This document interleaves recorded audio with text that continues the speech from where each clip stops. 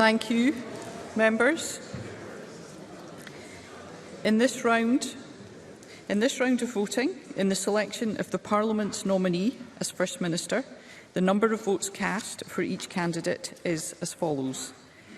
Alex Cole-Hamilton, 4. Douglas Ross, 31. Anna Sarwar, 22. Humza Yousaf, 71. As an overall majority has been reached, the candidate selected as the Parliament's nominee for the position of First Minister is Humza Yousaf.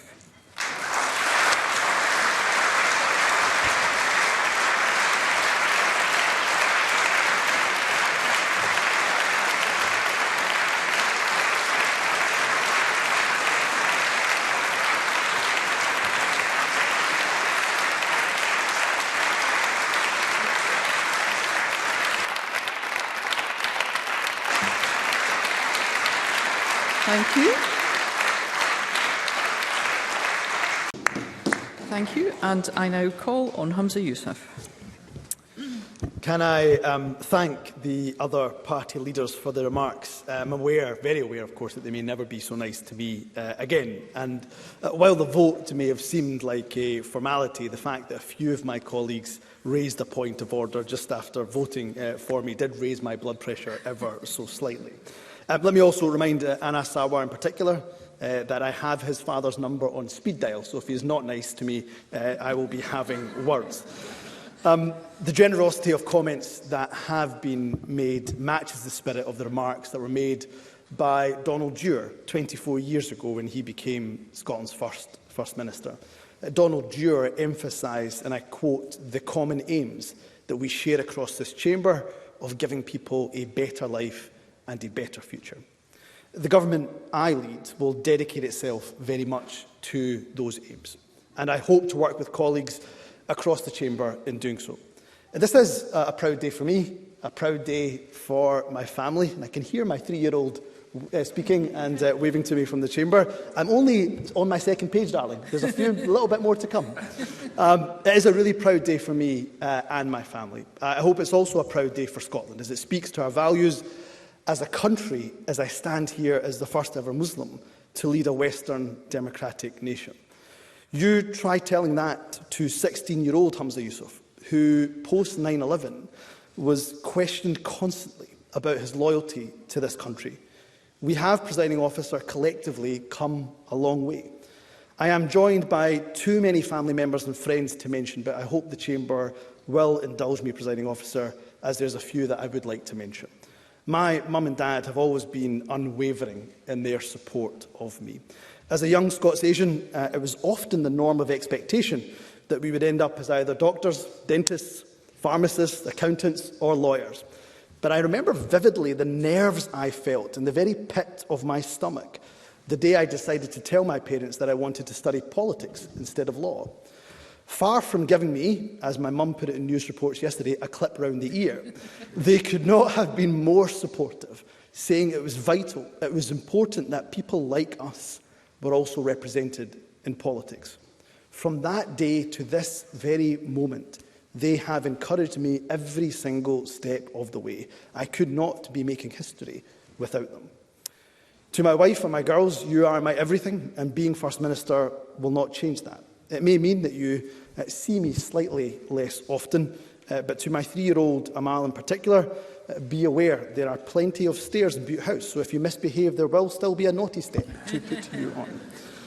Though, so far, I am pleased that everyone seems to be on their best behaviour.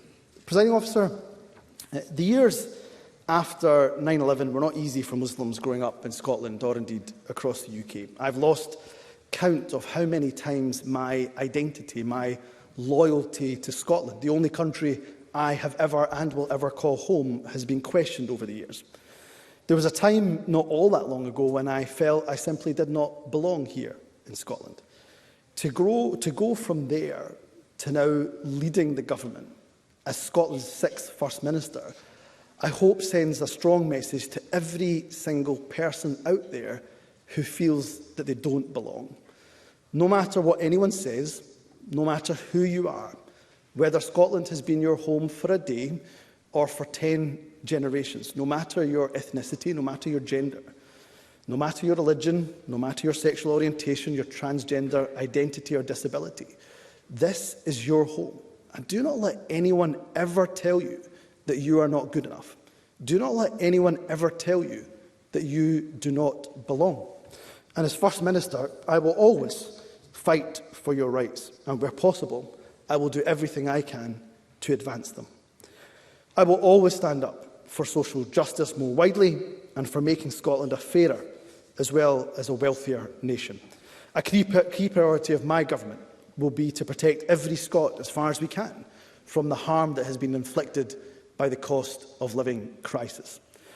One of my first conversations as First Minister will be with anti-poverty groups to explore what more we can do within our devolved powers to tackle child poverty.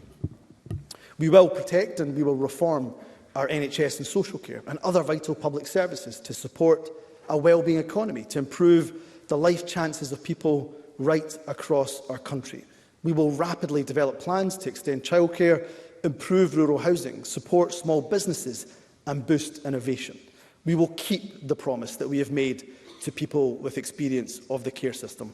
Not just young people, as important of course as that is, but we recognise that care experience is lifelong. We will bring forward reforms of the criminal justice system, continue our work to reduce drugs deaths, and create a new deal with local government to empower our local authorities to meet the challenges of the day. We will support businesses. We will seize the economic and social opportunities of a just transition to net zero. And we will continue to ensure that Scotland uses its voice on the international stage. On Thursday, I will nominate the team of ministers who will deliver on those priorities. I will then set out more detailed policies to this chamber in the first week after the Easter recess.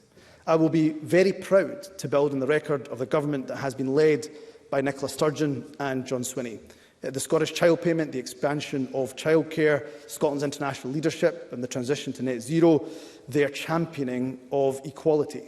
Through all of those achievements and many more besides, Nicola Sturgeon and John Swinney have both left a significant legacy, of which I am very, very grateful to them for. But I know there's also so much more to come from both of them.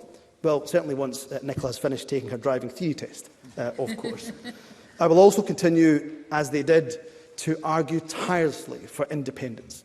In my view, and it is of course the view of the majority in this Parliament, that we will be able to deliver on our priorities more effectively when Scotland is independent. And we will certainly deliver them less effectively if we allow the UK Government to arbitrarily veto this Parliament's legislation. Unsurprisingly, I will also argue vigorously for independence, and while I do that, of course, I understand that the strongest argument this government can make for independence is to make the best possible use of this Parliament's existing powers. I want to reach out to other parties across the chamber as I do that. That's why the point I want to end on today is not so much about what this government will do, but how we will do it. At the start of my speech, I stressed the common aims, the common values that we all share. Listening to many of the remarks made in the chamber, not just today, but also after Nicola Sturgeon's statement last Thursday, I think that there is probably a shared appetite across this chamber for a politics that is slightly less polarised and a bit less confrontational. This government already works in cooperation with the Green Party under the Butte House Agreement. That will continue. But I also want to make an open offer to all leaders of all parties in this chamber. This isn't an offer that is made naively. I know that we will continue quite frequently to disagree forcefully. That is as it should be. Politics requires strong, reasoned, respectful disagreement. But for all those disagreements, I also know that we share many areas of common ground, including many of the areas that have been outlined not just by me, but by each party leader today. That's why I will request early meetings with the leaders of other parties in this chamber. I want to work with you where we can to achieve those shared aims. I believe there is a willingness for that in this chamber and a desire for it right across this country. And just as I will reach out within this Parliament, I will reach out beyond this Parliament too. To the UK Government, I want to stress that I will work with you where I can, when I can, in the best interests of our nation. To our vital partners in local government, the business community, the third sector and the wider public sector, I promise that this government will listen to you and will work with you. And above all else, to the people of Scotland, I want to make this pledge. I will never forget that I am First Minister for all of Scotland, regardless of who you voted for, where you live or where you've come from. Yesterday I mentioned my grandparents. I've also thought a lot in recent days of my great friend and mentor, the late Bashir Ahmed. He also came to Scotland in the 1960s. He started off driving buses. He became the first member of this Parliament from an ethnic minority. He was, by far, the kindest and most gentle soul I have ever known. And if we were all a little bit more like Bashir, then I think our world would be in a far better place. He used to say that it isn't important where you come from. What matters is where we are going together as a nation. It is a phrase I think of often. It's a phrase which will guide how I and my government governs. This Parliament has just given me the opportunity to help steer this nation's course as we make the next stage of that journey together. Doing that will be the honour and the privilege of my life. I will strive every single minute of every day to be worthy of it. I look forward to working with each and every one of you, as I do, in the best interest of our nation. Thank you.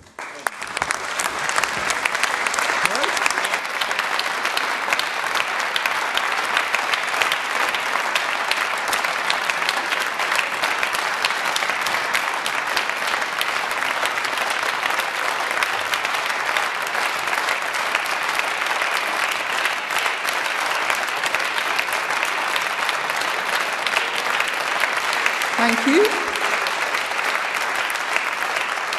Thank you.